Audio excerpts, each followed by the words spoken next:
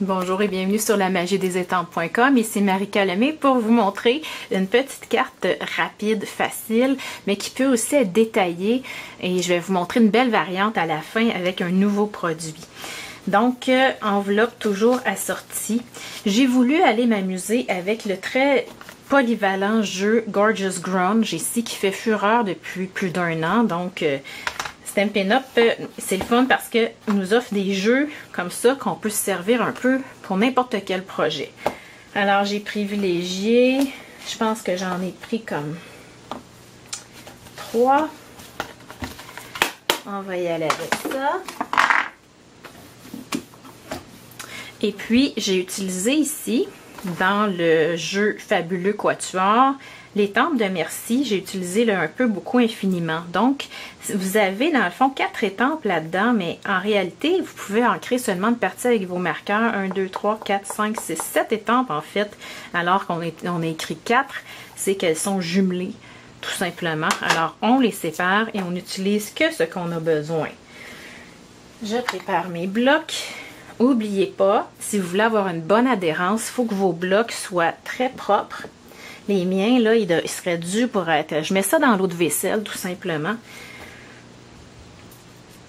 Il y en a qui ne collent pas les étiquettes aussi en dessous, ça colle plus. Mais moi, j'aime bien voir l'étiquette. Donc, vous voyez, lui, il est très, très sale. J'ai des traces de colle. Donc, c'est vraiment pas bon. Souvent, je l'utilise à la main pour faire mes petits picots. De toute façon. Alors, j'ai sorti la gamme en couleur ici, 2015, donc 2014-2016, Lagon Lointain, Cuvée de Cassis, Soleil, Zeste d'agrumes, pardon, et puis Lune de miel. J'avais gaufré en blanc, mais pour celle-ci que je fais, je vais aller gaufrer en noir. Alors, on va commencer par étamper. Un petit peu n'importe comment. Donc, je vais commencer par la couleur la plus pâle. C'est ça que je fais tout le temps. Parce que souvent, ben, ça évite que j'aille à nettoyer mon étampe entre chacune, tout simplement. OK, donc ici, je ne sais pas si vous voyez bien, Lune de miel. Je vais y aller tout de suite dans Zeste d'agrumes. Et là, je vais nettoyer.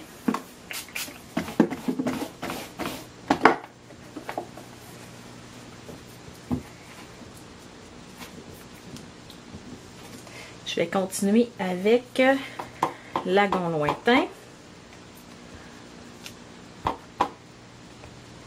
C'est une carte que vous pourriez facilement faire à vos enfants.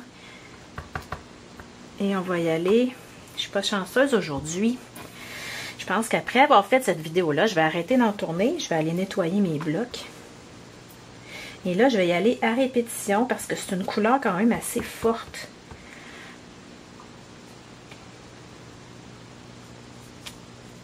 Voyez-vous, ça arrive des fois. C'est très rare. Moi, c'est le seul jeu avec lequel j'ai eu de la difficulté. Alors, ensuite de ça, on va aller combler avec quelques petits picots noirs. Et je ne les veux pas nécessairement réguliers. C'est pour ça qu'habituellement,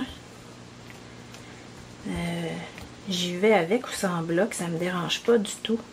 C'est fait. Et là, on va sécher au pistolet parce que je vais aller passer l'embossing body et aller gaufrer après. Puis mon encre, je vois qu'elle est très lustrée, donc elle n'est pas sèche.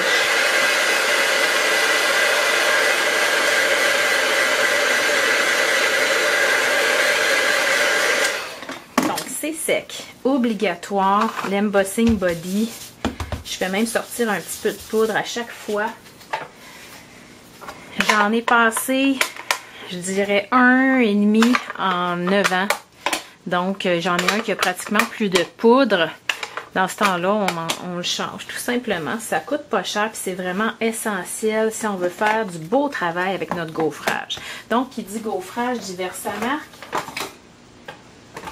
Et on va aller essayer avec la poudre noire. Donc, mon étampe de merci, j'ai utilisé la ligne du bas pour mettre un peu, beaucoup, infiniment. On va aller utiliser le merci, donc il faut que ça soit bien nettoyé.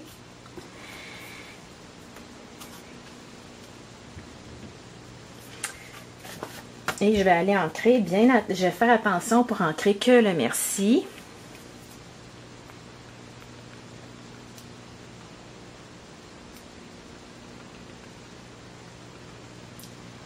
Et on le voit, là, c'est illustré, donc c'est très beau.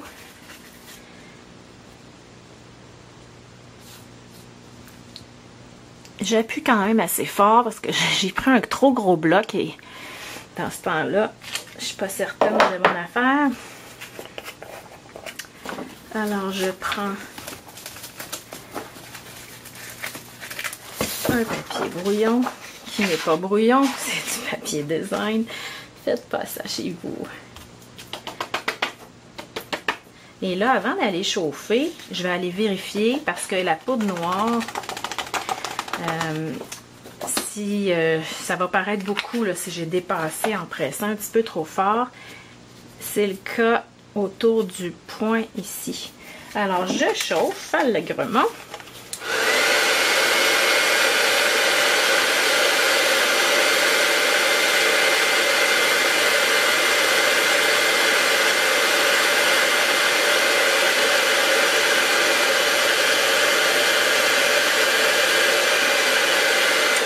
Et ça sort beaucoup, ça a beaucoup plus de contraste que quand c'est dans le blanc.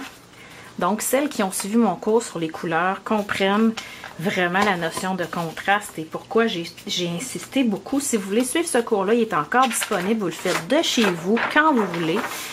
Donc, 6 semaines pour en apprendre plus sur les couleurs puis plus jamais avoir de misère à sortir vos choses. Donc, ici, je vais aller...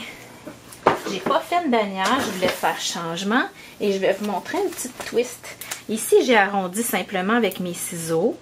C'est ce que je vais faire encore. Si vous n'aimez pas ça, vous ne sentez pas sûr, vous pouvez le faire à l'exacto. Vous pouvez le faire avec un framelit que vous allez avoir inséré juste dans la partie du haut. Bref, il y a plein de possibilités. Puis, il n'y a rien de scientifique là-dedans. Donc, je veux juste faire une petite ouverture différente dans ce coin-là. Là, quand j'ai fait ma carte ici, je me disais, il manque quelque chose, je sais pas quoi, je veux pas trop en rajouter. Puis là, je me suis dit, les petites fleurs, ça me sauve tout le temps. J'en mets très souvent, je dirais au moins à chaque semaine, hein, vous envoyez sur mon site. Donc, je voulais en rajouter, mais je trouvais qu'elle avait l'air de voler dans les airs comme ça. Alors, j'ai perforé avec mon outil perceur puis mon tapis Stampin' Pierce des feuilles que vous voyez mieux maintenant, qui c'est sur plus foncé en dessous, et le côté ici. Ça ajoute une super belle, c'est vraiment une belle touche féminine, là. Je dirais que jusque-là, ça pourrait être une carte masculine également, mais c'est sûr quand je rajoute des petites fleurs, je donne pas ça à mon chum. Quoique, pourquoi des fleurs seraient réservées aux femmes? Tu sais, on comprend pas trop, mais bon.